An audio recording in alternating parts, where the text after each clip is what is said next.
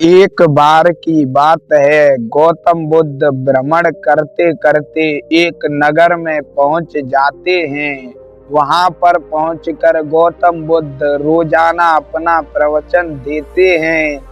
सभी गांव वाले व गौतम बुद्ध के सभी शिष्य गौतम बुद्ध का प्रवचन बड़े ही ध्यान से सुनते हैं। गौतम बुद्ध को प्रवचन देते देते कई दिन हो जाते हैं। गौतम बुद्ध अब उस नगर से चलने का निर्णय लेते हैं।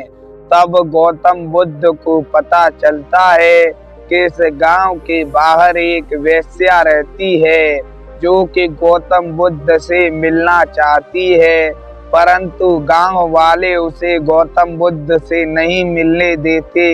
और जब भी वह गौतम बुद्ध से मिलने की कहती है, तब गांव वाले उससे कहते हैं कि तू एक वेश्या है और गौतम बुद्ध एक महान संत हैं। अगर तू उनके पास जाएगी और कहीं तेरा प्रभाव गौतम बुद्ध पर पड़ गया तो वो भी संत नहीं रहेंगे। महात्मा बुद्ध को उस वेश्या के बारे में ऐसा जानकर बहुत दुख होता है और महात्मा बुद्ध नगर से न जाने का निर्णय बनाते हैं। अगली सुबह महात्मा बुद्ध उस वेश्या की कुटिया की तरफ अपने शिष्यों के साथ चलने लगते हैं। तो सारे गांव वाले रास्ते में आकर गौतम बुद्ध से पूछते हैं कि हे बुद्ध, आप उधर कहाँ जा रहे हो? तब गौतम बुद्ध कहते हैं कि गांव के बाहर वह वेश्या हमसे मिलना चाहती है, हम उसी से मिलने जा रहे हैं। तब सभी गांव वाले बुद्ध को रोकने का बहुत प्रयत्न करते हैं और कहने लगते हैं, हे बुद्ध, तुम तो एक महान साधु हो और वह एक वेश्या है। भला साधु और वेश्या का कैसा मिलन? और यदि उसका प्रभाव तुम पर पड़ गया तो तुम भी साधु नहीं रहोगे, तुम भी सांसारिक सुख सुविधाओं में लिप्त हो जाओगे। गांव वालों की ऐसी बातें सुनकर गौतम बुद्ध जरा सा मुस्कुराकर आगे बढ़ने लगते हैं। आगे रास्ते में उन्हें बहुत सारे लोग मिलते हैं जो कि गौतम बुद्ध को न जाने की सलाह दे रहे थे, परंतु गौतम बुद्ध किसी की सलाह को न मानते हुए अपने शिष्यों के साथ उस वेश्या की कुटिया के बाहर पहुंच जाते हैं। और उस वेश्या की कुटिया के बाहर पहुंचकर आवाज लगाने लगते हैं। जैसे ही वह वेश्या दरवाजा खोलने आती है तो वो महात्मा बुद्ध को देखते ही बुद्ध के चरणों में प्रणाम करती है और कहती है कि हे बुद्ध, मैं आपसे बहुत दिन से मिलना चाहती थी, परंतु ये गांव वाले मुझे मिलने नहीं देते थे। फिर वह गौतम बुद्ध को भोजन का निमंत्रण देती है। गौतम बुद्ध भोजन के लिए अंदर घुसने लगते हैं तो गौतम बुद्ध के शिष्यों को भी गौतम बुद्ध पर संदेह होने लगता है कि भला गौतम बुद्ध क्यों इस वेश्या के घर भोजन करने को जा रहे हैं। गौतम बुद्ध भोजन करने अंदर चले जाते हैं। फिर वह वेश्या गौतम बुद्ध को अच्छे अच्छे पकवान बनाकर खिलाती है।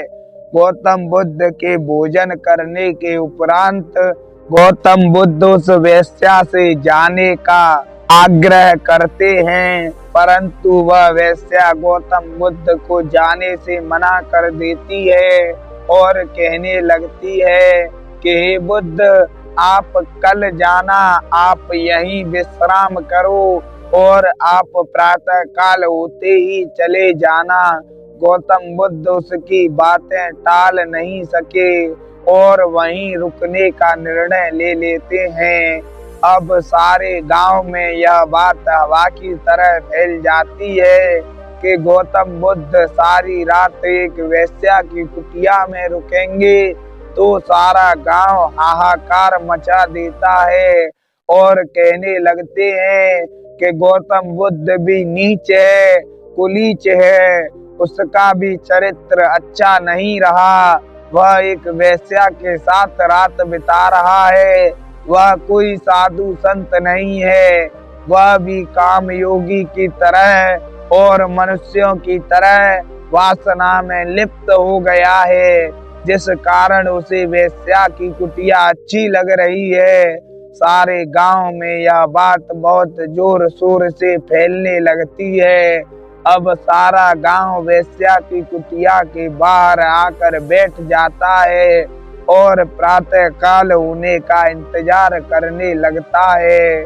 तभी गौतम बुद्ध के सारे शिष्यों के मन में भी बहुत बड़ा संदेह उठ जाता है कि भला गौतम बुद्ध क्यों इस वेश्या की कुटिया में रात बिताना चाहते हैं।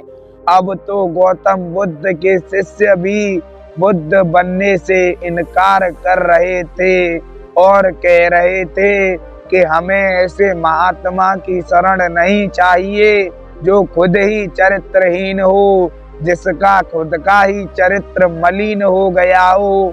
भला वो हमें क्या शरण देगा। अब धीरे धीरे रात ढलने लगती है, परंतु सारा गांव कुटिया के बाहर ही बैठा रहता है। अब प्रातः काल होती है और प्रातः काल होते ही गौतम बुद्ध स्नान ध्यान करके कुटिया से बाहर आते हैं। जैसे ही गौतम बुद्ध कुटिया के दरवाजे को खोलते हैं तो सभी गांव वाले गौतम बुद्ध को देखकर दंग रह जाते हैं, क्योंकि गौतम बुद्ध अकेले उस कुटिया से बाहर नहीं आए थे। उनके साथ में एक स्त्री भी आई थी जिसके बाल नहीं थे और वह पूरी तरह से साध्वी के कपड़े पहने हुए थी। जब गांव वालों ने उस स्त्री को ध्यान से देखा तब उन्हें पता चला कि यह तो वही वेश्या है जो कि गौतम बुद्ध के साथ अंदर रुकी हुई थी। अब वह वेश्या नहीं रही थी। रात भर रुकने के कारण बुद्ध के प्रभाव से वह एक सन्यासी बन चुकी थी। अब गांव वालों को अपने किए पर बहुत पछतावा होने लगता है और वह गौतम बुद्ध से माफी मांगने लगते हैं। फिर गौतम बुद्ध के सभी शिष्य भी गौतम बुद्ध को प्रणाम करके क्षमा याचना करने लगते हैं और कहने लगते हैं कि हे बुद्ध, हमें क्षमा कर दीजिए, हमने आपके चरित्र पर प्रश्न उठाया, आप तो कितने चरित्रवान हो। तब गौतम बुद्ध कहते हैं कि गांव वाले मुझसे कह रहे थे कि अगर तुम पर वेश्या का प्रभाव पड़ा तो तुम भी सन्यासी नहीं रहोगे, परंतु किसी ने ये नहीं कहा कि अगर गौतम बुद्ध का प्रभाव वेश्या पर पड़ गया तो वो वेश्या नहीं रहेगी बल्कि सन्यासी बन जाएगी।